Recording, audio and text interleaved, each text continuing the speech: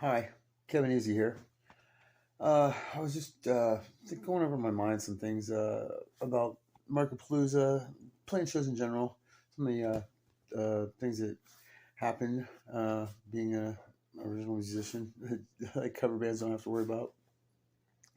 One of the biggest differences between a cover band and an original band, if I could make them real, well, besides playing your own music and not somebody else's music in a way that's near theft, um, is the fact that a cover band usually go for like a period of 3 or 4 hour set. Like they can play for that long because they're playing other people's material. Now, I'm not saying that an original band can't do that, but um, more often than not, they don't. They go for maybe about an hour, give or take.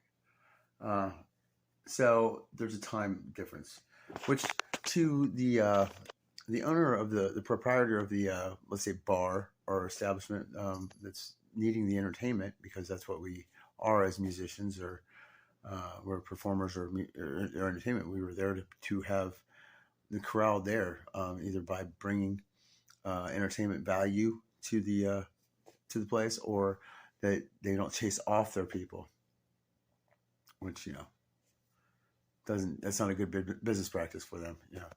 It's either bringing them in because they have an event, or you're entertaining for such event. So we've established that. So that's why a cover band can get paid, let's say $1,000, and an original band is fighting over peanuts, basically.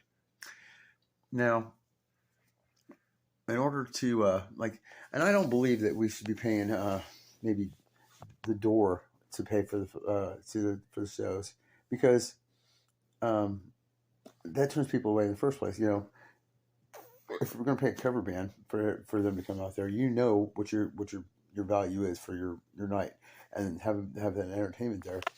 Like, yes, some cover bands can have a draw, but it's not really on. Well, if they're playing covers, then they're really not playing anything that's theirs. And two, to follow a band, you would have to be like, so they do the cover really well. If they're doing it really well, it sounds like a song that's on the radio, and then you don't even need the band, do you? It's quite a conundrum. That's not the point I was actually getting to, though. Amongst the bands themselves, they fight each other. There's a lot of infighting, whether it's where our band's the best, or our scene's the best, or this. And I really is by putting on tournament sounds and stuff, I'm trying to get lead by example, and getting away from this. I don't believe that there's one style of music that's any better than anyone else. People would classify my band as punk rock or thrash or metal or whatever, and I don't. I completely consider it rock. That's it. It's either rocks or it doesn't. And I would just say, like, stupid cat. I'm just as influenced by like Elvis Presley and Buddy Holly and Little Richard and Fats Domino and the Beach Boys and the Carpenters, and as I am the Dead Kennedys and the Misfits and the Sex Pistols and this, or the Metallica and Slayer. I mean, it's just, I listen to Rick James, I listen to Wu-Tang Clan, I listen to all kinds of music, because that's what makes a person well-rounded. That's what makes a musician have a better value to his own originality, when he can take a little bit of this, a little bit of this, a little bit of this. That's where you find originality. It's not just by cut and pasting what's fucking popular at the moment and doing that, because that'll never be original. Anyways, bands tend to be a little cliquey, or a little haterish, and we really need to see that there's no value in that for us. There's no infighting amongst bands does no one any good. We need to work together in order to get the money, get the ability to be taken seriously. What I want to do next year with Tournament Sounds is I still would put on the shows at the Firehouse like every third Saturday, like I had been doing this year. I want to do the third Saturday, so you don't have to see the flyer and to know that there's a show there. So that you're like surprised that there isn't. It should be taken for granted, because you should be able to be like, hey man, there's nothing to do. Oh, hey, it's Saturday. It's the third Saturday of the month. I'm going to go to the Firehouse. I've been doing that out of my own pocket. The bands are getting paid from my account. I pay the bands that are out of town to come here because I want them to come here. I want other bands to come here, so you're not seeing, hey, it's Cursive Z again. Well, yeah, Cursive Z will play because I like to play in front of people. I mean, I can play not in front of my neighbors or something like that, and that'll do me just good. No, it won't. No, actually, I'm kidding. I play Cursive Z because I want to have people see it, whether it's the bands we play with or whatever. But I'm not a person who has a bad show because there's no crowd there. I've never cared about that. I play for myself, to be honest. I like the feeling of just being out there and being on edge. What can happen can happen. Like Palooza, I had some super guitar problems, amp chord thing. I started out sounding pretty decent, I thought, but there's some parts in there, and that's for some reason I think Palooza is like cursed me on shows, but that was a good show. Otherwise, like my set part, but the rest of the bands, yeah, I thought they were sounding really good. There was a lot of I didn't get to do what I was going to do either, but regardless, I want to say this: the Cats are idiots. That's what I'll say first. Second, the last spot of the night, which used to be called the headliner. Okay, you should not worry about being the last band of the night. It's been a thing for bands to go, oh man, I want the spot right before the last band because everybody's leaving by the last band. We live in a time post-COVID, okay? So when COVID hit, nobody was going to bars. Nobody did anything. If you're still playing music, you're doing pretty good. Now everything's like early. Like the Firehouse shows, we start those at 7 and they end around 11 o'clock. The show at Palooza last night, it was over. I was done and out by 11 o'clock. So we don't have the long shows like we used to. It was like first 1, 2, 3 o'clock in the morning. So people tend to stay out a little longer. And if you're a good enough performer, you will make people sit there. And if you go to a show, I used to get it, the guys in Let It Go about this. We played a show with a band called Legbone. They're a band that, just like myself, has been played for a long lot of years, and we were a band that they asked us if we'd play the show, or they'll let us play on the show, and we went down to Bell Fountain to play the show, and it was pretty cool. It was at the place that used to be the Blue Cat. I forget what it's called at that time, but we go to play, and they say, hey, you guys are going on after us. Okay, well, what we should have done, being the fact that we were a band that no one knew, we should have been talking and hustling as soon as we got there, putting our name out there. We should have had stickers, there's pieces of paper fucking with our band name on it. We should have a backdrop. All the things that make people look at your band so they want to stay there and do it. That was on us. That doesn't matter if we were the last band, first band, whatever band. You have to sell your own band. And that means everything from the logo to the name to how you act professionally on stage. You don't wear, Zeke's Diner or Lance's moving service or tree trimming, and you don't wear your work clothes. If you have one time of your being in a band that you can act like a rock star, it's when you're on stage playing in front of people. That's what they want to see. They want to see you act flawless. They don't want to see you like looking like their neighbor that's out there throwing the hot shit on the fucking roof. They want to see you acting like a fucking guitar player or a bass player or a drummer. They want to see that professionalism that you supposedly have. So, when you were the last band, you have to bring it just like you would be the first band.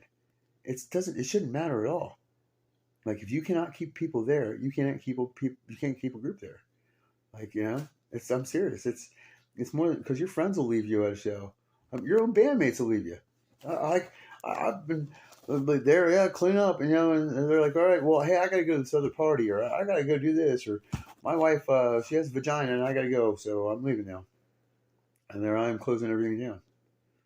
But it matters to me to do things. Again, I'm not special. I'm not an alien, and I'm not fucking, the best person in the world. In fact, so like a lot of times I think of my inability to lie at times, and my empathic nature makes me susceptible to people's lying and manipulation. But that's neither here nor there. But I really try to treat people fairly, and I'm trying to give my knowledge to people, like what I see as a problem or what I can see to fix a problem. I like to fix problems, but So the band thing, I usually play 4 bands a night because that's about what 4 hours is, and that's what about a cover band should have to fill. So what I want to do is take Tormented Sounds on the road next year of some dates, and I have some of these bands that I'm friends with that play good shows that are good performers, and they do the magic trick and they stand up there and make you fucking go, those guys are good.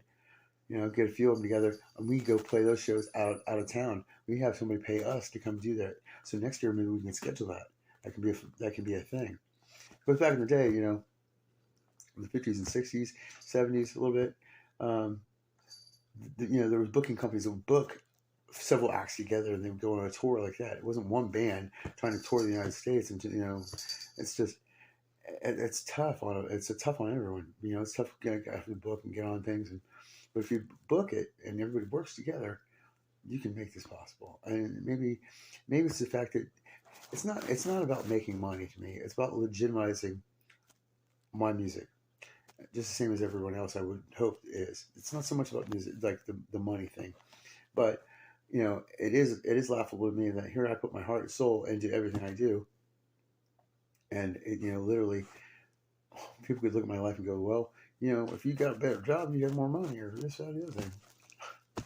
Yeah, I could, but I wouldn't be able to follow this the way I have. I mean, it's not like, if you're a professional musician, you drop everything and go do that. Well, it's hard to do that when you can be everything about it, but you have to get this person in it. You have to get this person in it, and that's just a hard thing to get anybody to do, especially as you get older. It's like a little harder to rally the troops together. But for some strange reason, I've had people believe in me enough to know that it was working, and I don't want to ramble on more, but long story short here, I'm just saying the last band is not a fucking it shouldn't be a death sentence. Nobody should be fighting over who's got this short or whatever. Usually when I have people come to a Tormented Sound show, the bands that play that come from out of town, they're the first ones to get to pick what spot they want. So if they want to leave early to go home, that's fine. But I can't pay them until the end of the night. So it doesn't matter. I mean, I still stay until whatever time it is. Whether my band plays last or plays first, just still got to stay there till after everybody's done. And really, I mean, that's just it's just the way it should be for the most part. I mean, we played in Columbus not too long ago, and I had a problem with the car. And I had this next show was at the Firehouse the next day, so I left that night early. But usually I don't leave see you. We just got here and we're in and out. Because I mean, you don't get to you don't get to build your fan base. You don't get to talk to people. You don't get to sell yourself, and that's what we're doing. We're selling something. We're selling ourselves. We're selling like Curse of Z is just as much a part of me as my finger is. It's everything. It's like my ideas, my emotions, my feelings. It's Will's ideas, emotions, and feelings. And maybe it's not as broad based, and maybe it's not as clear cut as mine is. But his angst and stuff when he goes out to play, he brings that to that. Same as Travis. Same as Matt. Even being their fourth member now.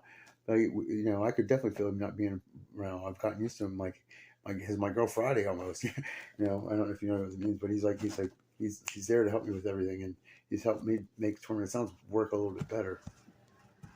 He's a pretty important person. And Manic, we didn't get to play that last night, so I don't know. There's a bunch of rambling I guess I'm doing, but I just want you to know that money isn't everything, but we should be paid. We should be treated fairly, and we should be treated with respect, not like, well, all live bands, all original bands suck because they ain't they're just up there screaming and hollering.